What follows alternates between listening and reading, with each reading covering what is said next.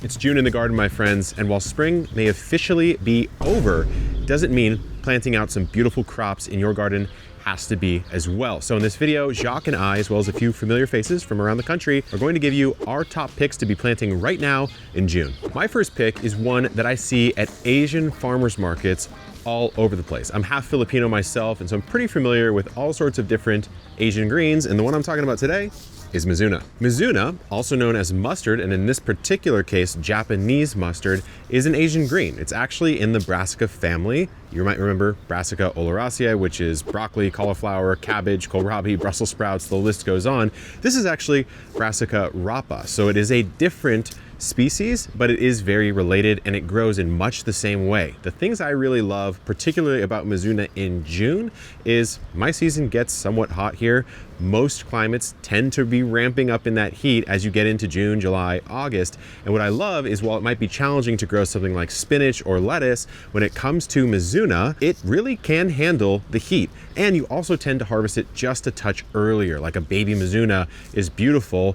Preparations wise, you could steam it, you could saute it, or you could just eat it up fresh as a salad. And it tends to be a little less peppery. I mean, the thing that sometimes I don't like about most mustards is that spice factor, that peppery factor, sometimes is just a bit too much for me. And this particular one is a bit more mild. And sowing it could not be easier. You can direct sow, space it about 4 or 5 inches apart, put a couple seeds in a hole, or you can start it in a tray and transplant it out when you have some space in your garden. When I'm thinking of the summertime, June is really that first month where it starts to feeling hot, it starts to get a little bit humid, and some plants really don't like it. But there is one plant in the garden that not only does really well in the heat and humidity of June and summer, but thrives in it, and that is the black-eyed pea. Whether you call them black-eyed peas, crowder peas, or cow peas, or whatever other name you might have for them, they are really delicious to have in your garden. I have 2 different varieties here, the Peak Eye Purple Hole and the California Black Eye number 5. Either one's going to be great, but one thing to keep in mind is that while they are technically a bush bean, they can occasionally vine and tendril, so you might need some support, you might not. And what I like to do is just take a nice handful of these guys here. They're a very pretty bean, and I'll just direct seed them in my garden. I find that it's often just best to direct seed these. They already love the summertime. They don't mind dry conditions, so it's really simple to just go ahead and go out there and put them in the ground.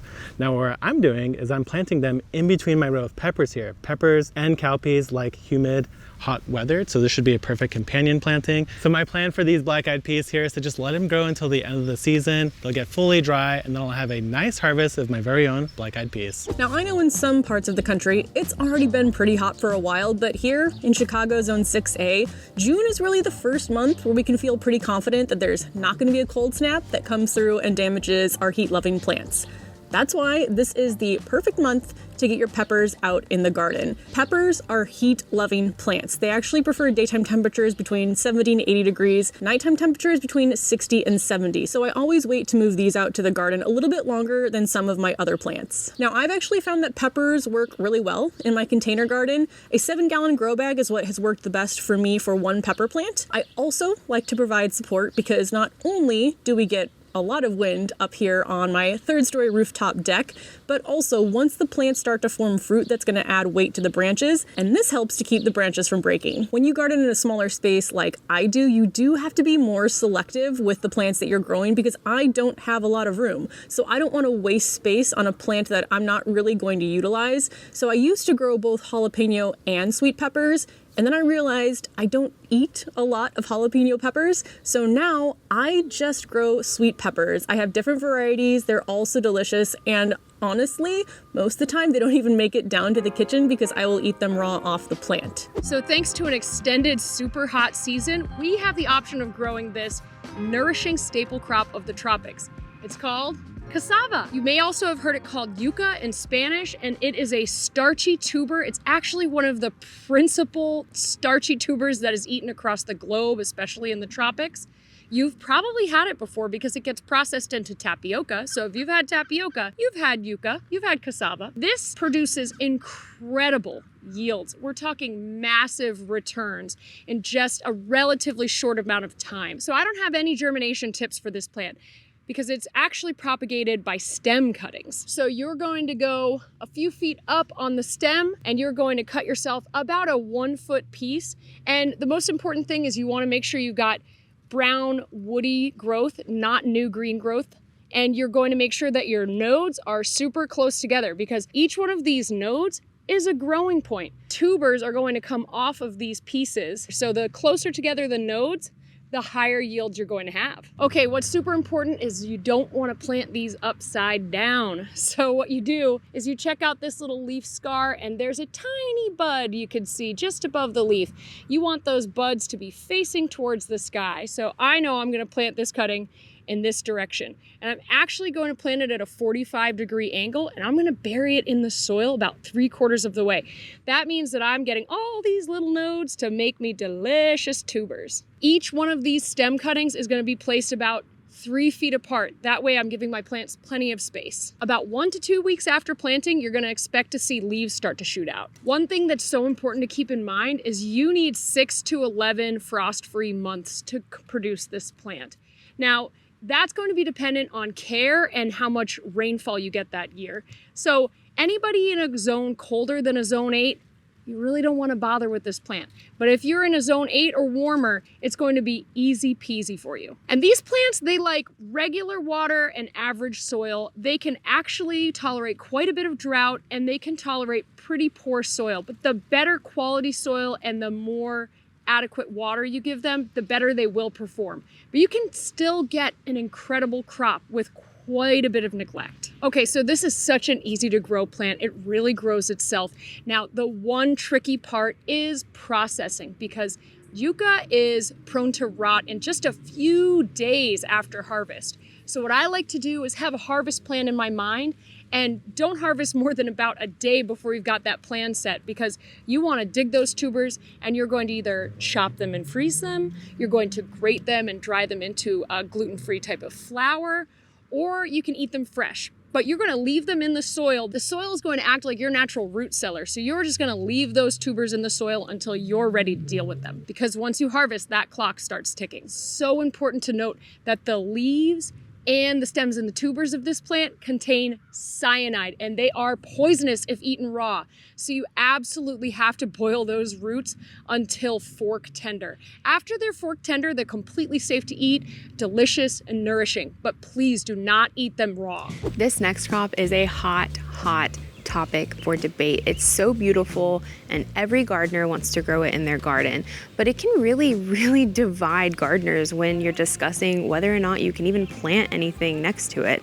And if you haven't guessed yet, I'm talking about the sunflower. Sunflowers emit this chemical in their roots that is said to stunt everything else that's growing around it.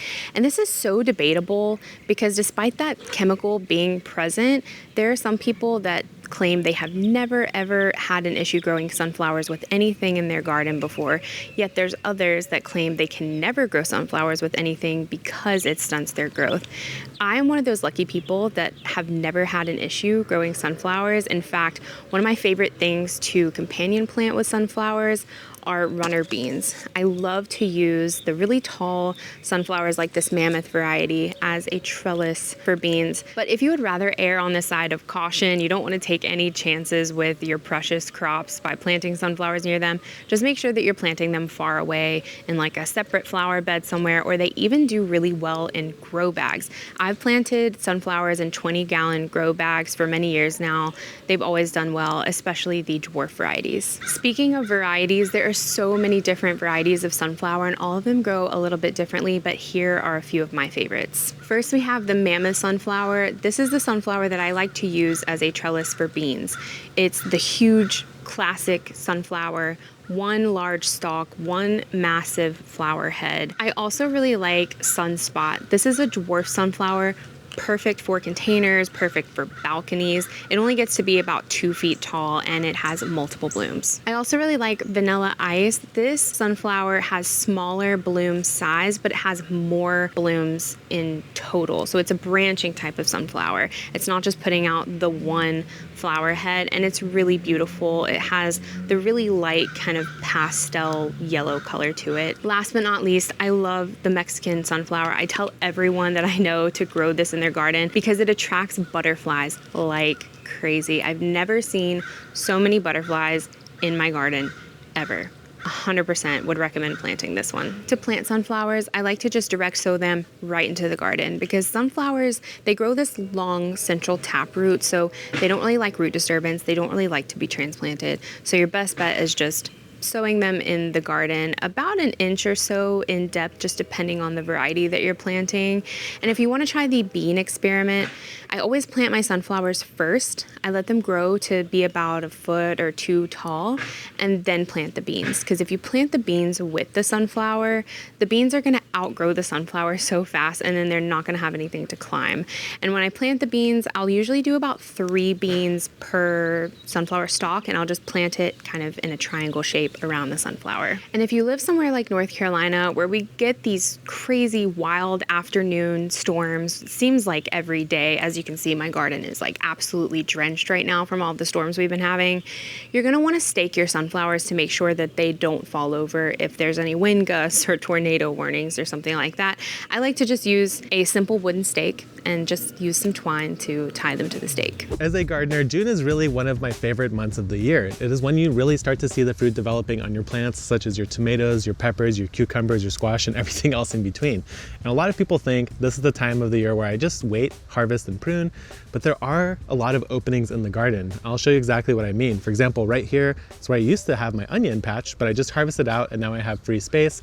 So what am I going to do about it? Well, I'm going to be starting more seeds. In particular, there's a few plants that I like to start at this time of year, because by the time you roll into July, disease is really starting to become an issue. Pests are really starting to become an issue. So having extra plants on standby is really a great way to deal with all those things without having to do a lot of physical labor or spraying chemicals or anything else like that. So let me share with you 3 of my favorite plants that I like to start right now so I could have a succession at the end of June, at the beginning of July. The first plant I'm starting right now are actually tomato seeds. And these are ones that I started only about 2 weeks ago, but I'll be starting another batch specifically of determinate tomatoes. Determinate tomatoes are great for popping into empty spaces in your garden. As you harvest out things like onions and garlic, have a couple of 6-packs of tomatoes on the ready. You'll be able to throw them in your garden and they'll be producing fruit in no time.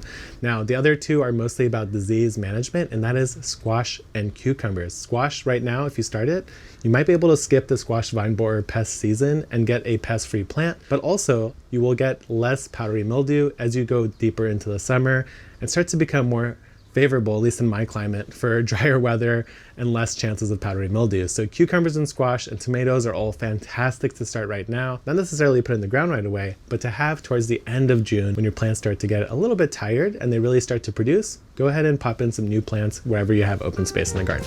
My next pick is a flower I am obsessed with, and that is Gomphrena, or globe amaranth. These, I know it doesn't look like much right now, but once they start to flower, they look like something straight out of Dr. Seuss, and I love them so much. Now, they can be perennial in zones 9 through 11, but here in Chicago, these are grown as annuals. They are also one of my slower growing plants that I start from seed, so I start these about 10 weeks before last frost, and then once they're in the garden, they bloom from about midsummer all the way through till a killing frost. Gomphrena likes full sun, and they're also drought tolerant, which is fantastic when you're growing in containers because that dries out faster than if you're growing them in ground. They are also heat and humidity tolerant, which is basically how you describe a summer in Chicago. I dedicate an entire elevated bed to the Gomphrena in my garden every year, and I'm growing the most varieties I've ever grown. I think I'm up to 10, but that is how much I love these flowers. Not only do they make great cut flowers, but they also work great as dried flowers. In fact, that's what I use them the most, is drying them, and then I make some decorations with them throughout the rest of the year.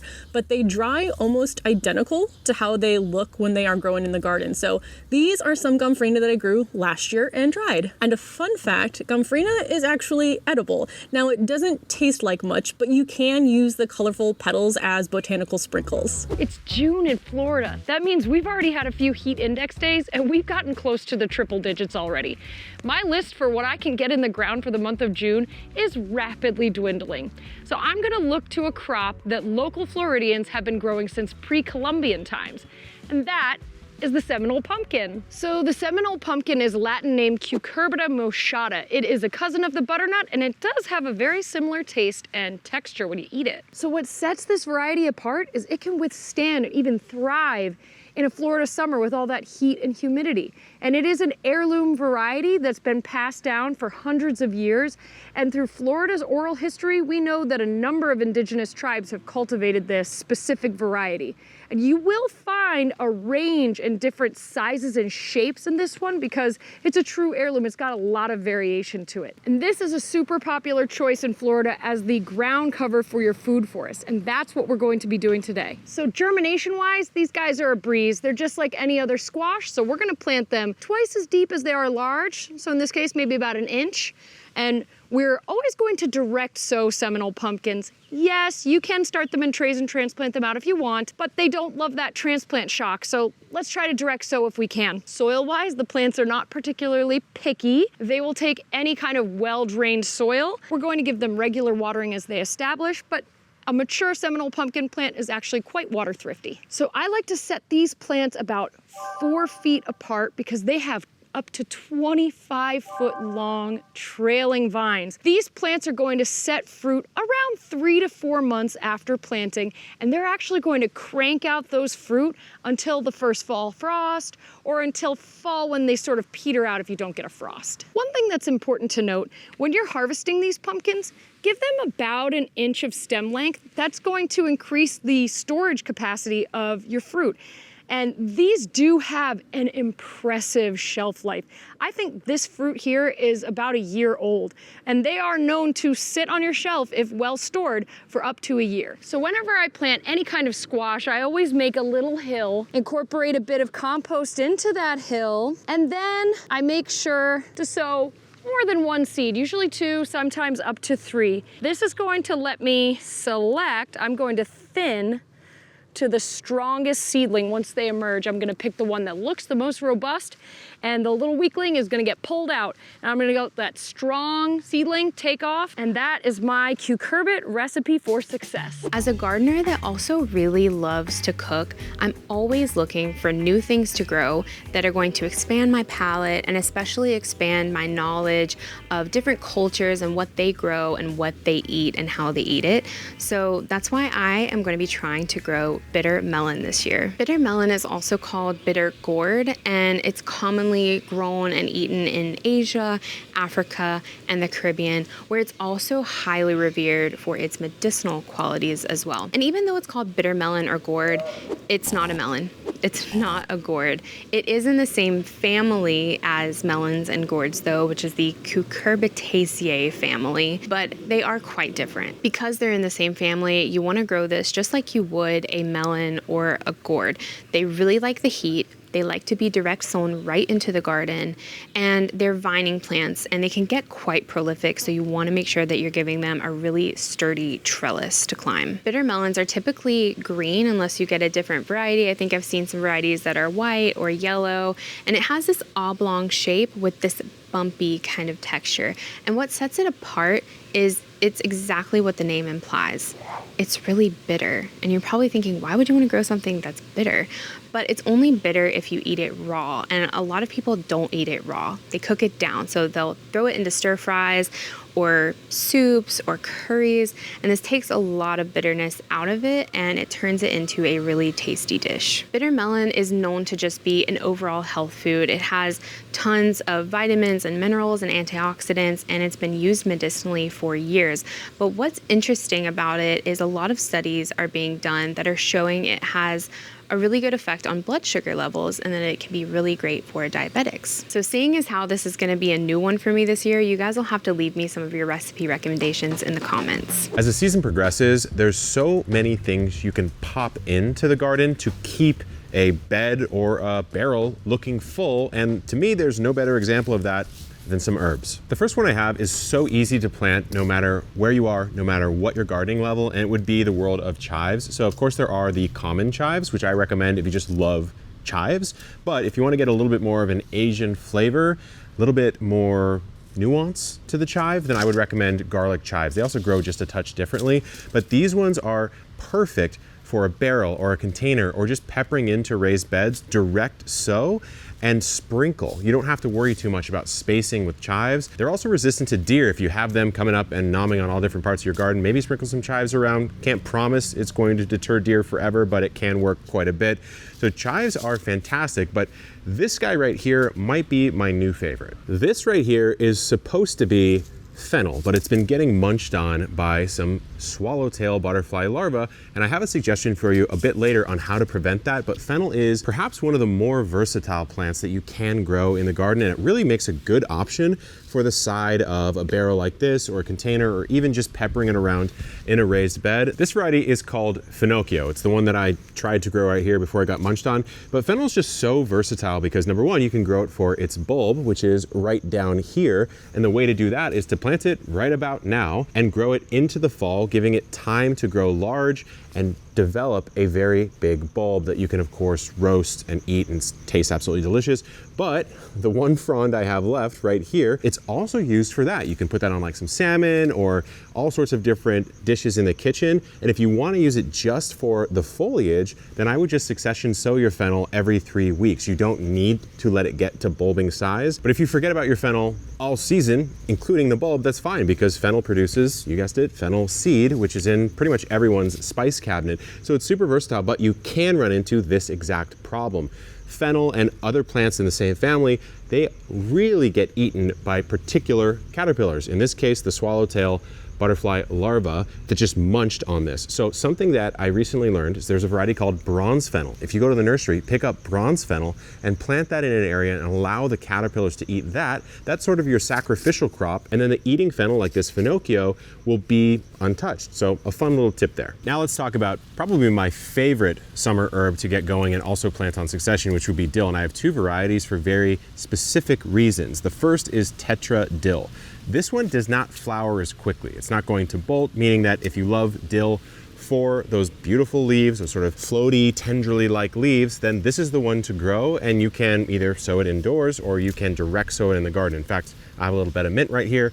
I might pepper some dill in, although this is mint, so I'm probably gonna leave the mint to itself. Then you've got bouquet dill, which is aptly named. This is a great dill if you like to pickle things, dill pickles being the obvious example, because it tends to flower and produce seed a lot quicker. So if you like leaves, go Tetra. If you like the flowers and you want to try some pickling, go with the bouquet. The only thing I'll say is that it's in the same family as our friend fennel over there, which means that those swallowtail butterflies and caterpillars will be all over it.